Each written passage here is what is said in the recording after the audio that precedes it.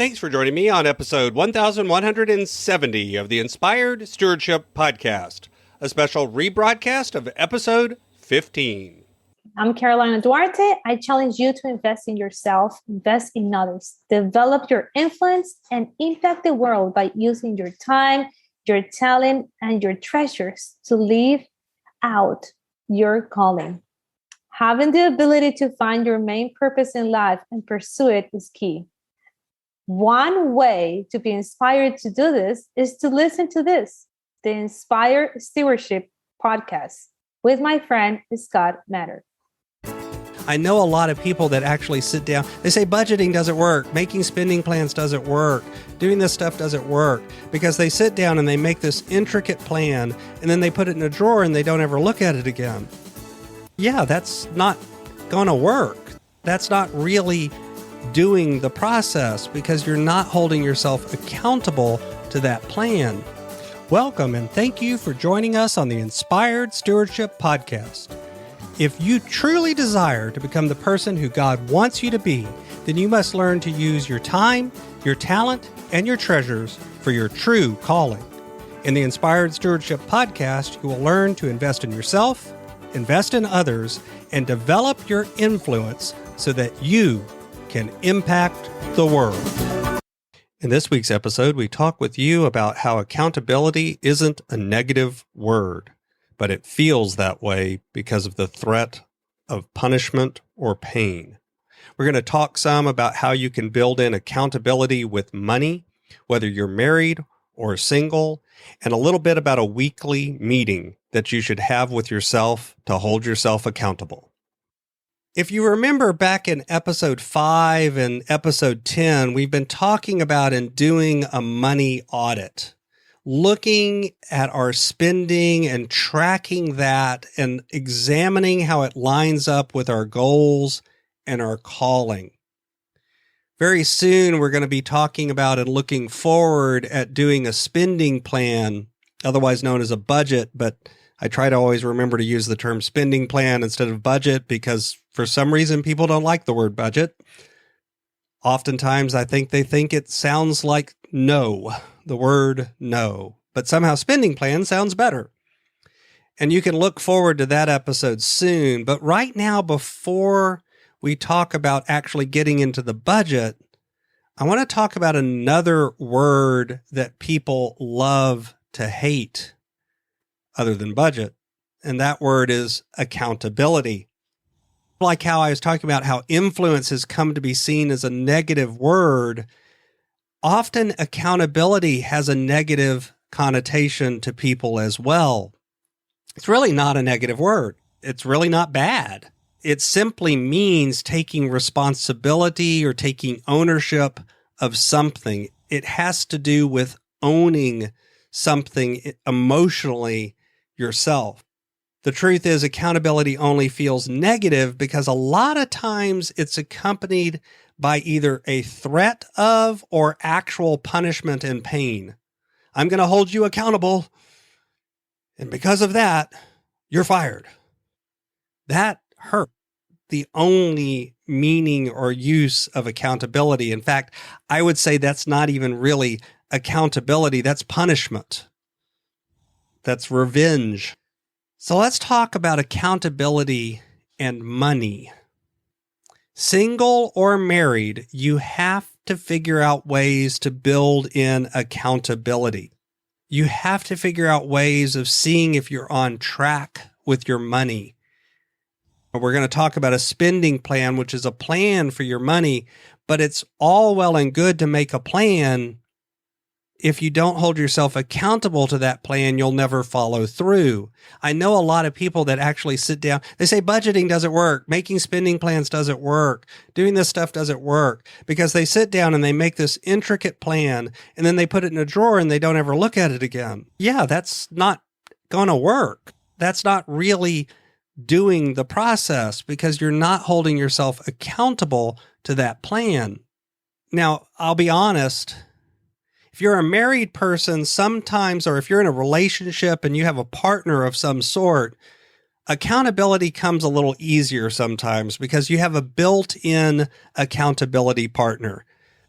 If you go out and you spend a lot of money and you come home, odds are really good that your partner, your spouse, is going to look at you and going to ask some questions, probably some pretty tough questions. But in a way, that also makes it harder because often now we're back to that accountability that comes with pain.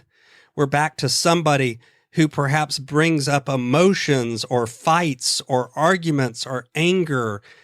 They bring up ways that you and they look at money differently, perhaps because of how you were raised or your history. It uncovers truths and values and priorities and how those can be different for two people. And it can often create a lot of friction. For single people, it can often be harder a different way. See, for them, they don't have that built-in accountability partner for good or for bad. They actually have to be more deliberate than that and seek it out. They have to find a friend who is wiser with money, who's willing to give them mentorship and advice and spend time with them on this topic. That's a whole nother challenge as a single person. Now, in both cases, sometimes you can find outside help through a coach or a pastor or a counselor or a friend who can help provide some structure and rules to the conversation and allow for a more successful relationship or accountability situation. Oftentimes having that third person in a marriage or that second person for a single person who comes in from outside, they're not emotionally connected to the money the same way you are. And so they can see things that you can't see, and they can say things that you can't say. They can look at the situation and they can go, I understand you want to go to Hawaii, but you really can't afford it. So accountability has to have some sort of structure when it comes to your money. If you're doing a spending plan and not reviewing it during the month, and I suggest at least weekly. If you're married, you sit down with your spouse. If you're single, you at least look at it yourself. And as often as you can, maybe twice a month, maybe once a month, you're actually doing it with your accountability partner. And you look at the budget and those sorts of things, sure, and you update your spending and you figure out, are you on track? And do you need to adjust anything? Has something come up? But you also should be looking forward at things like your calendar, looking at your goals and your values and your priorities. You should be spending time weekly holding yourself accountable to your money, to your time, to all of those things, to whether or not you're putting things in your life that line up with your calling and your value. You should be thinking about what may be coming up in the future and planning. You should have a set time and place for this. I've found if you don't put it on the calendar and make an appointment with yourself and hold yourself accountable to that appointment, then it's harder to hold yourself accountable to money. It's real easy to constantly be putting it off till tomorrow until tomorrow never comes.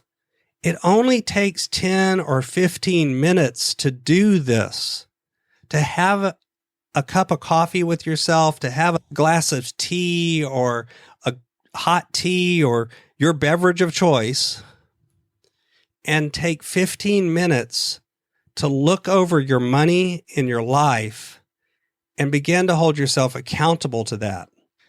I'll have a short guide up at inspiredstewardship.com/episode 15.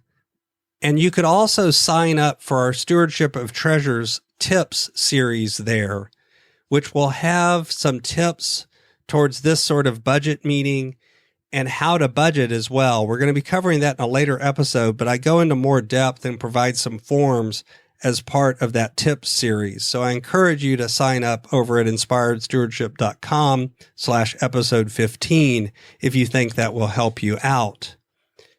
In the meantime, keep in mind, accountability is not a dirty word. It's something you have to build into your life if you really want to succeed with money. And honestly, if you really want to succeed with life, you've got to build accountability in if you really want to succeed with life. So what I'd encourage you to do is set up on your calendar for the next 3 months that weekly 15-minute accountability meeting with yourself or with your spouse or with your accountability partner so that you can review and hold yourself accountable to how you're spending. Do this, and thank you for listening. Thanks so much for joining us and listening to the Inspired Stewardship Podcast. As a subscriber, we challenge you to be more than just a passive listener, but act on what you've heard and find a way to live your calling. If you've enjoyed this episode, please leave us a rating and review in your favorite podcast app, wherever you're listening to this podcast. Remember, ratings and reviews help others find this show and be inspired to become better stewards of their calling. Until next time, remember, invest your time, your talent, and your treasures. Develop your influence and impact the world.